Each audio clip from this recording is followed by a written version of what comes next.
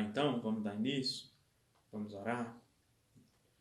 Então, fecha teus olhos, onde você estiver, vamos orar ao Senhor. Senhor, no nome de Jesus, queremos te agradecer, Pai, porque o Senhor nos deu a tecnologia, Deus, para nos unir. Podemos, Deus, nos ver, podemos nos falar, Senhor Deus, ainda que em certa distância, Deus. Podemos, Senhor Deus, ter comunhão, podemos ser fortalecidos pela Tua palavra. Podemos, Senhor Deus, continuar sendo igreja no aspecto da unidade, Pai. Abençoa, Senhor Deus, cada um de nós. Abençoa, Senhor Deus, os membros desta igreja. Abençoa, Senhor Deus, as pessoas que necessitam de trabalho dentro desta igreja. Senhor, que o governo desta nação arrume, Senhor Deus, uma solução para que não haja demissões em massa e que os filhos e filhas de Deus não percam seus empregos, o seu lugar de sustento, Pai. Estamos debaixo da Tua palavra em obediência ao Senhor, Pai, para fazer, Senhor Deus, conhecido o Teu nome, mesmo em um tempo, Senhor, tão difícil, em um tempo que nós não temos tanta liberdade, Senhor Deus, do culto público e do evangelismo nas ruas. Mas, de qualquer forma, Senhor, nós queremos glorificar e exaltar o Seu nome. Amém. Irmãos, vou estar lendo aqui a palavra e nós vamos estar falando um pouco sobre isso hoje. Evangelho de Marcos, capítulo 1.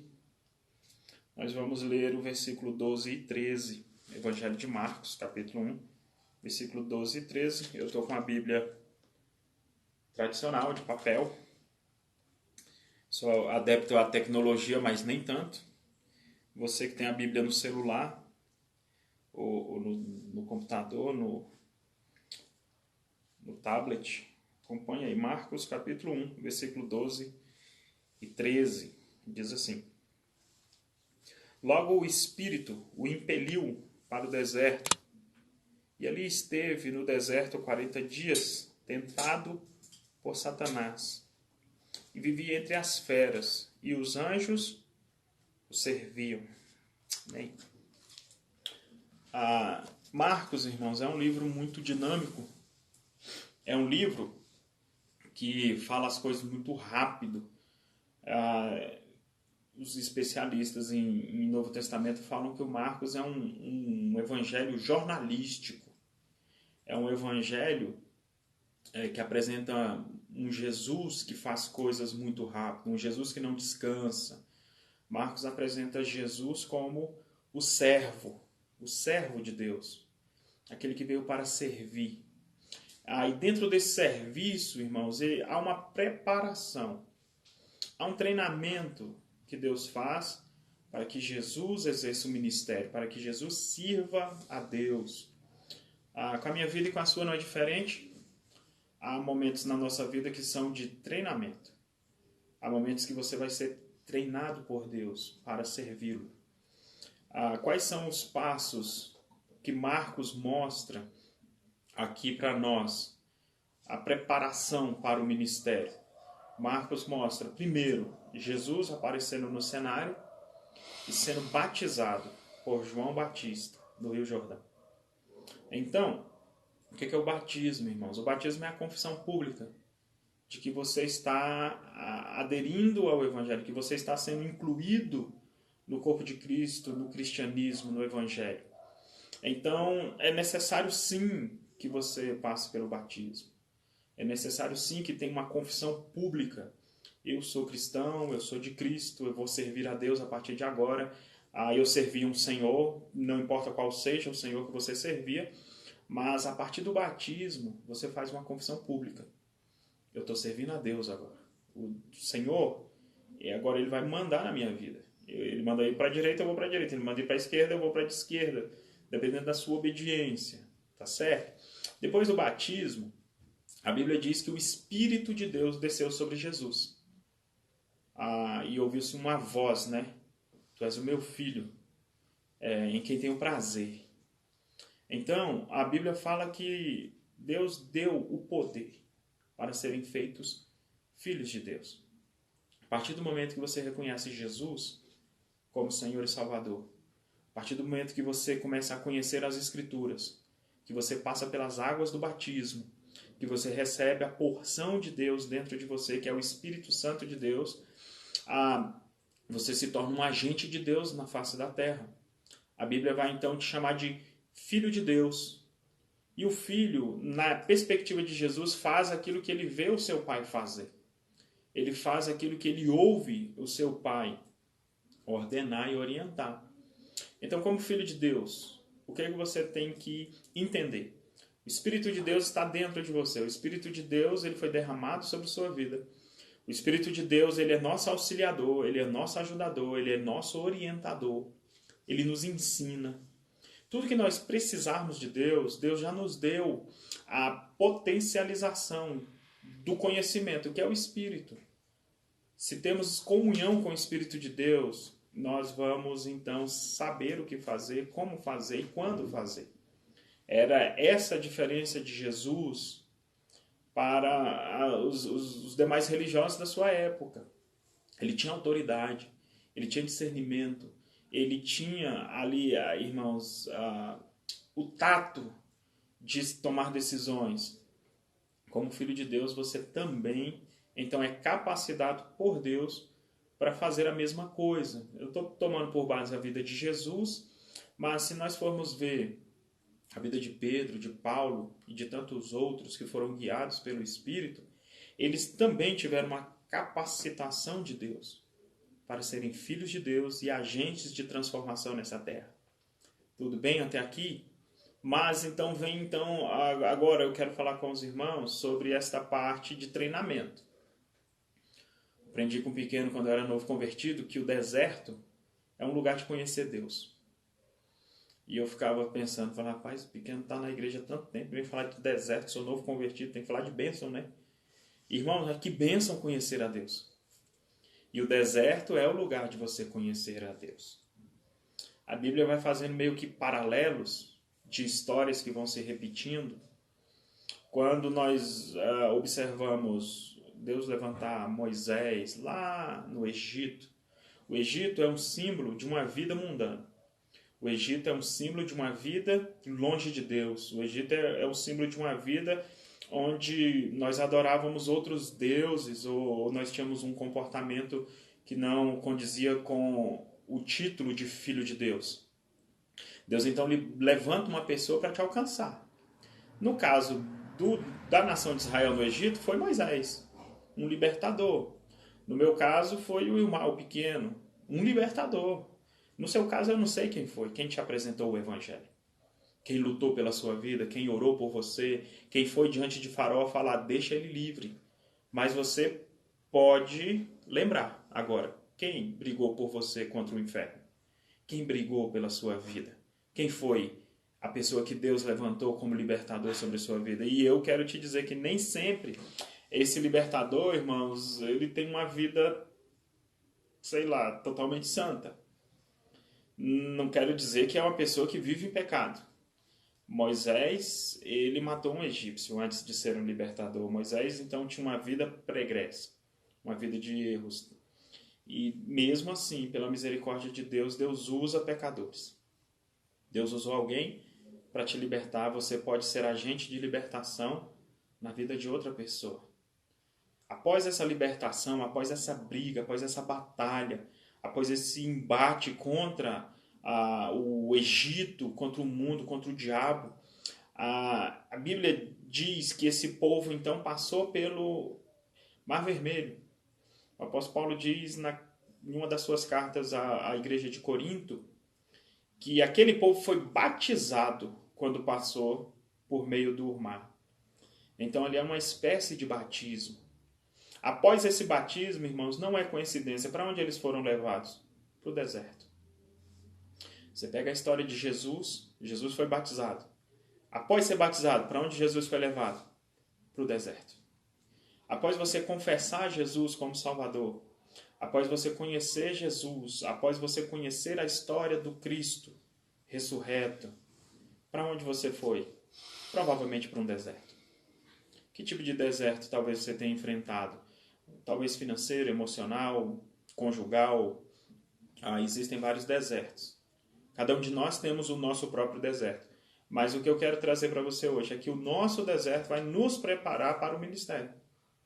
Aquela nação passou pelo deserto aqueles que sobreviveram ao treinamento, que era a geração de Josué e Calebe, e sacerdotes novos, eles entraram na terra de Canaã para conquistar a terra e estabelecer o governo ali da nação de Israel em Canaã. Jesus foi tentado pelo diabo. Talvez um primeiro embate que Jesus teve, não o único.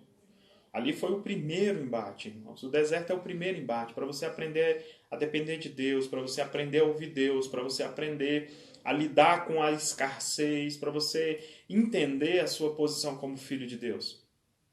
No deserto da nação de Israel, do povo hebreu, havia então um pão que descia do céu para matar a fome daquele povo. Havia água que jorrava de rochas, porque Deus não desampara os seus filhos.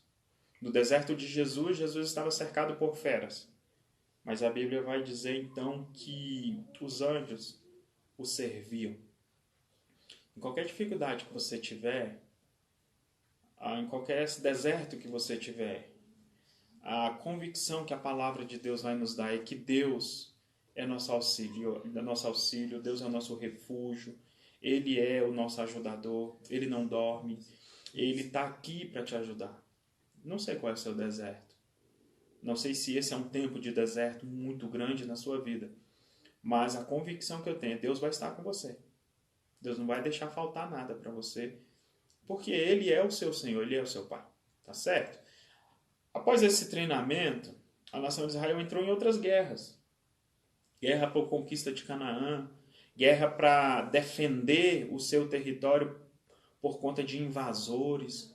Então, quando a Bíblia vai falar, através do apóstolo Paulo, que nós somos mais do que vencedores, quando eu converti, eu pensei, o que pode ser mais que um vencedor? Tem um primeiro, segundo, terceiro degrau do pódio. O vencedor está no topo. Tem um lugar mais alto do que isso? Era assim que eu pensava. Depois de alguns anos, eu vim entender, mais do que vencedor, é você vencer hoje. Estar preparado para vencer amanhã. É você sair de uma batalha muito grande hoje. E amanhã você vai vencer novamente. Porque você não vai vencer na força do seu braço. Você não vai vencer com a sua habilidade. Você vai vencer porque Deus te chamou, Deus te equipou, Deus te deu uma armadura, Deus te deu o poder. E é Deus que faz você vencer nessa guerra. Imagina então as batalhas de Josué e de Calebe naquele deserto. Eles não cessaram até conquistar toda a terra. Você não pode cessar. Jesus não se cansou. Não se cansou nesse aspecto de não desistir. Você não pode desistir. Jesus lutou contra o diabo. Depois, irmãos, começa a aparecer os endemoniados. Começa a pipocar demônio nas pessoas lá em Israel, em Jerusalém, na Galileia. E Jesus começa a libertar essas pessoas. Depois começa então um embate de ideias contra os religiosos, contra os fariseus e os saduceus, principalmente contra o Sinédrio. Depois começa um embate político contra César, contra o governo romano, porque houve-se então uma notícia, um rei novo chegou. E por fim, Jesus luta contra a morte. Mas sabe o que acontece? Ele vence tudo. E ele vence todos. E de que forma Jesus vence, irmãos? Muitas vezes falando, muitas vezes orando, muitas vezes se calando. E é essa orientação que o Espírito pode nos dar.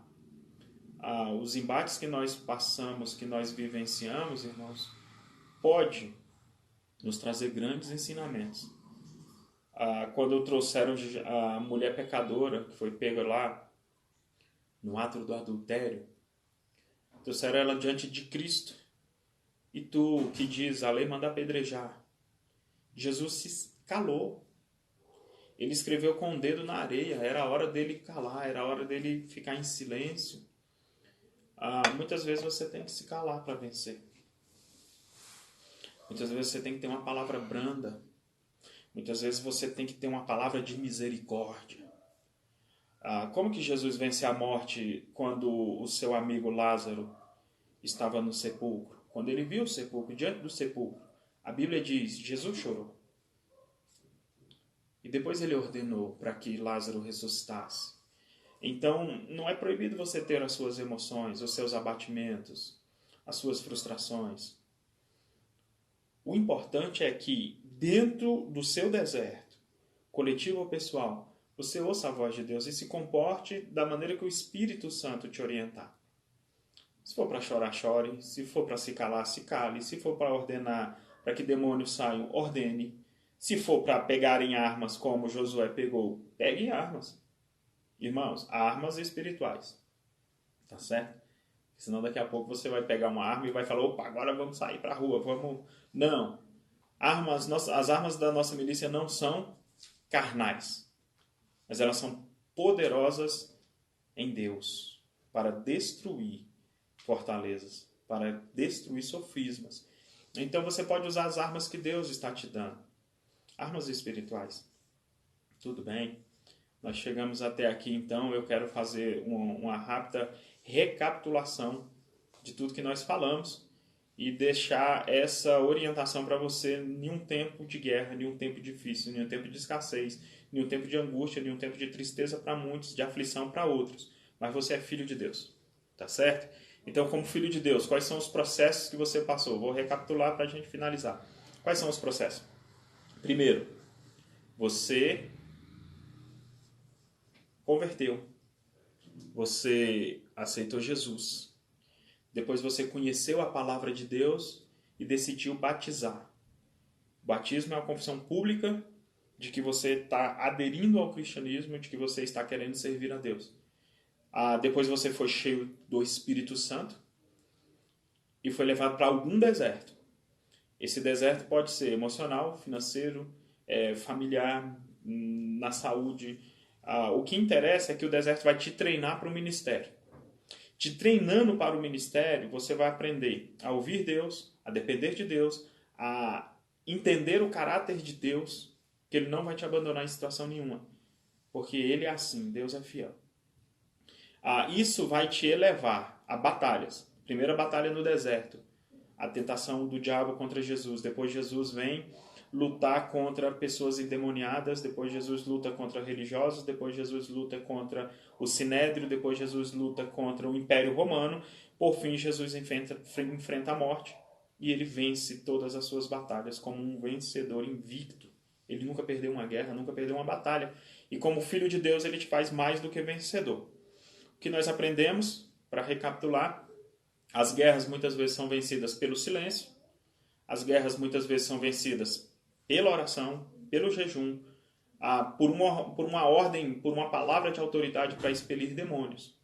Tony, como que eu vou saber o nível de batalha que eu estou e como que eu vou saber, então, se eu posso me calar, se eu posso orar, qual é a atitude que eu vou tomar, então, diante das batalhas que estão vindo sobre a minha vida, sobre a minha família, sobre o meu ministério?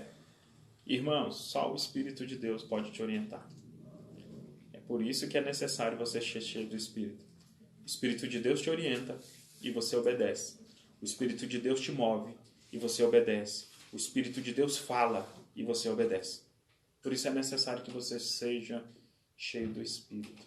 Amém? Nós vamos orar e vamos terminar por aqui. Tudo bem? Fecha teus olhos, vamos orar. Senhor, no nome de Jesus, queremos te agradecer, Pai, porque mesmo em indiciais para proclamar as virtudes daqueles que nos têm chamado das trevas para a luz, para proclamar o poder e o nome de Jesus, para fazer conhecido, Senhor Deus, o seu nome. Pai, abençoa a todos nós, abençoa, Senhor, a nossa nação, abençoa, Senhor Deus, as pessoas que estão em desespero, as pessoas que estão, Senhor Deus, sem direção, Pai. Usa os teus filhos na face da terra, usa, Senhor Deus, cada membro da tua igreja, usa-os, ó Deus, para que o teu nome seja glorificado, para que o teu nome seja exaltado e o Senhor, Deus, possa fazer diferença em nossas vidas, para que a gente faça a diferença, Deus, nesta nação. Em nome de Jesus, nós te agradecemos. Amém.